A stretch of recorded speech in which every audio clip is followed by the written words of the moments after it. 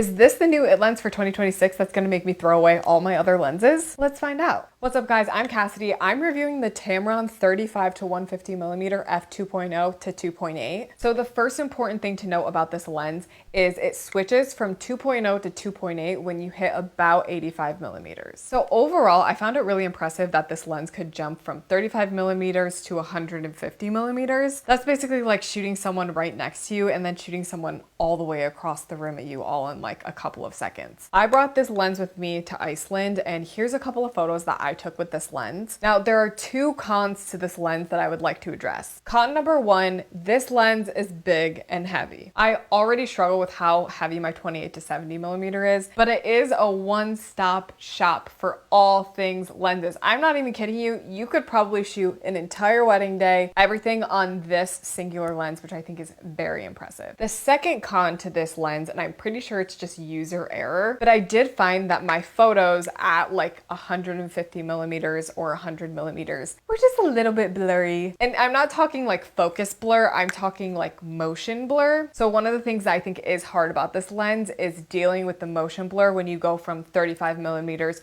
to 150 millimeters. You do have to hold your hand pretty steady, but I think with time I could kind of start to get better at that. So that would be another con to this lens. Now the question is this lens going to replace my 28 to 70? Do I need this lens if I even have my 28 to 70? I think this lens honestly competes very well with my 28 to 70, if not surpasses it. Because the issue with my 28 to 70 is I then have to put on like a telephoto lens if I want to get closer up photos. And yeah, the 35 millimeter doesn't go all the way to 28 millimeters, so it's not as wide. But overall, the difference between 70 millimeters and 150 millimeters that I'm able to do with this, I don't know guys, it's a pretty good lens. It's pretty ideal. Overall, do you need this lens? If you are looking for a one-stop shop, easy to shoot on, never have to change your lens type of lens, this is gonna be it. If you guys have this lens, let me know what you think in the comments.